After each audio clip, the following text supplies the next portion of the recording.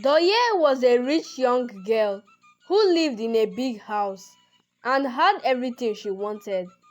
She liked to party, drink, and smoke, even though her parents didn't like it. One day, Doye met a handsome local fisherman named Ebitimi, and they became friends. Ebitimi was kind and gentle, and he didn't mind Doye's wild lifestyle. He found joy spending time with her, and soon they fell in love. They would often sit by the river, laugh, and talk for hours. One sunny afternoon, Doye and Ebitimi were coming back from the river when a rich young man named Tari saw them in a happy mood. Tari was very jealous. He couldn't understand why a rich girl like Doye would fall in love with a poor fisherman. He decided that he must have Doye for himself, no matter what. Tari tried to talk to Doye and asked her to be his girlfriend, but Doye said no. She told him that she loved Ebitimi and wasn't interested in anyone else. Tari was not happy with that answer, so he went to Doye's parents and asked for her hand in marriage. Doye's parents were excited. They thought Tari would be a perfect match for their daughter, and that marrying him would help her leave her bad habits behind. So they agreed and told Doye she must marry Tari or they would disown her. Doye was very sad, but she didn't want to lose her family, so she agreed to marry Tari. When Doye told Ebitimi that she was going to marry Tari, Ebitimi was heartbroken.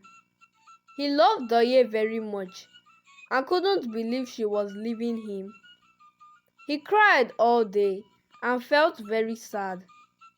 A few days later, a woman named Boma, who recently relocated to the village and also lived in the neighborhood with her little son and parents, noticed Ebitimi was sad and decided to be his friend.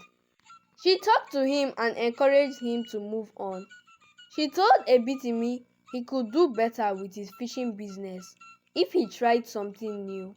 Boma advised Ebitimi to start smoking his fish and selling them to nearby towns and restaurants instead of waiting for people to come to him.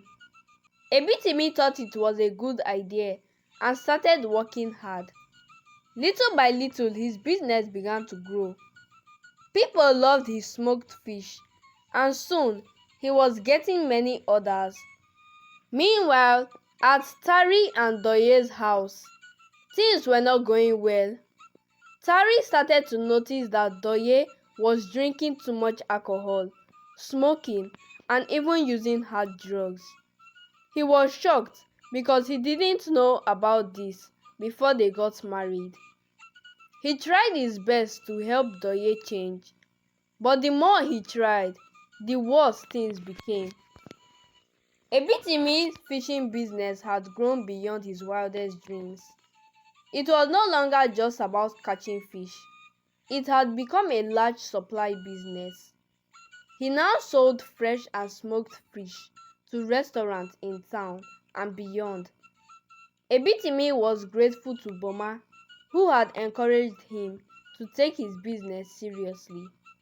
He admired her kindness and hard work, and as time passed, he began to show more interest in her. He found himself smiling more whenever he thought about her, and slowly he was trying to forget about Doye. On the other hand, things were not going well for Doye and Tari. Tari had tried everything to change Doye's lifestyle. He stopped giving her money so she couldn't buy hard drugs or cigarettes. He even moved all the alcohol from their house. But Doye didn't stop. She began to sell her clothes, jewelries, and other belongings to get what she wanted. Tari was at his wit's end. He was tired and fed up. He went to Doye's parents and told them everything, hoping they would help. But Doye's parents were tired too, the reason they gave her out for marriage. They told Tari that Doye was then his responsibility. After all, marriage is for better or for worse.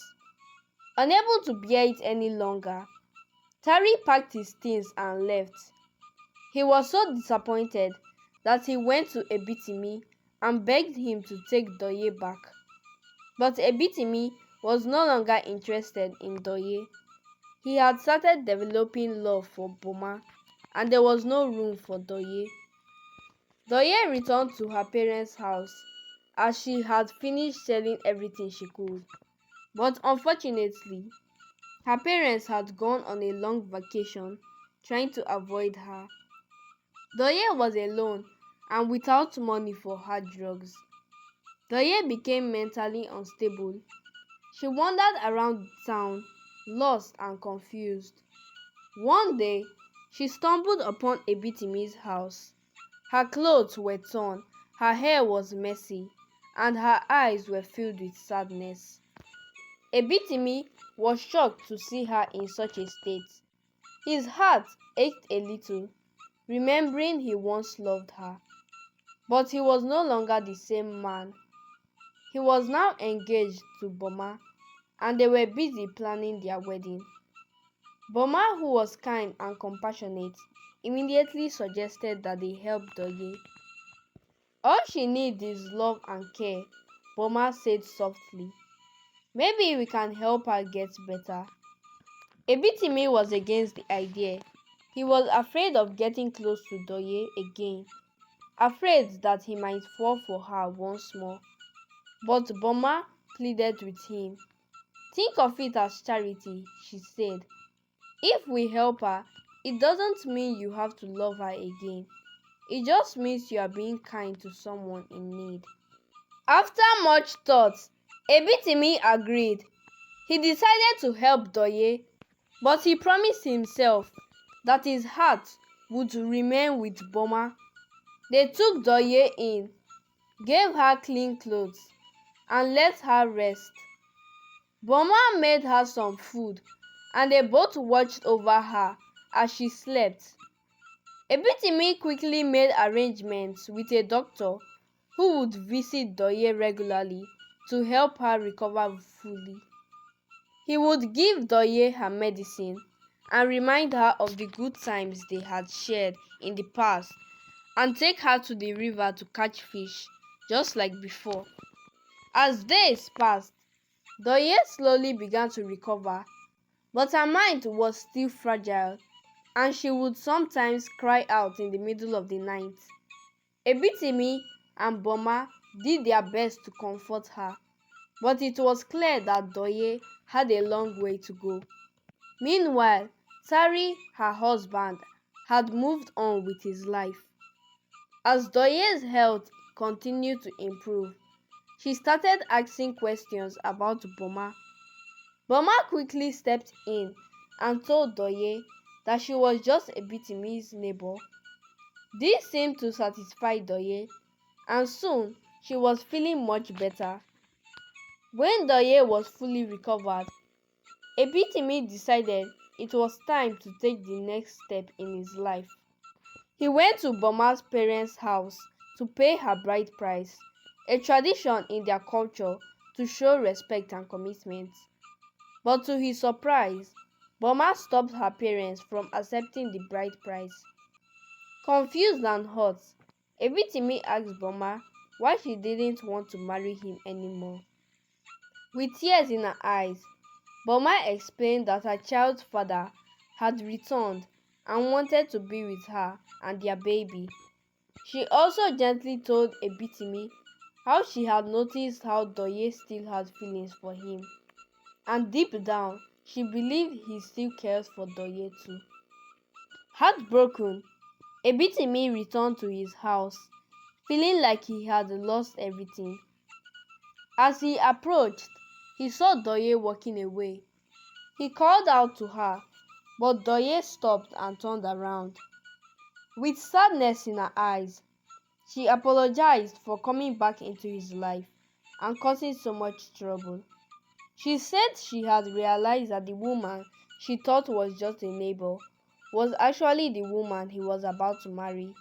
Doye didn't want to be in the way of his happiness, so she decided to leave. Ebitimi felt his heart break into a million pieces. He had lost both women he cared about. He sat down in front of his house, feeling more alone than ever. Doye returned to her parents' house, where she found her mother and father back from their long vacation. They were surprised to see Doye looking well and healthy. Doye told them everything about Ebitimi and how he had helped her recover. She also shared how sad she was that Ebitimi was planning to marry another woman. Doye's parents felt ashamed of how they had abandoned their daughter in her time of need. They decided to visit Ebitimi to thank him and apologize for everything. When they arrived at his house, they found him sitting alone, looking very sad and lost. He was so heartbroken that he was even thinking of ending it all because he felt nobody loved him. Doye rushed to him and took his hand in hers. "I promise never to leave you again," she said with tears in her eyes. "You have saved me when no one else cared. Let's start over and be happy together." Ebitimi looked up, seeing the truth in Doye's eyes. He realized that despite everything, he still loved her. Doye's parents were deeply touched and grateful to Ebitimi for helping their daughter. They decided to support the new couple and sponsored their marriage. To show their appreciation, Doye's parents built a big cold room and gave Ebitimi a huge amount of money to start a new business, trading ice fish and other frozen foods in a big city. They told him that he no longer needed to fish by the river. Instead, he could run a successful business and make a good life for himself and Doye.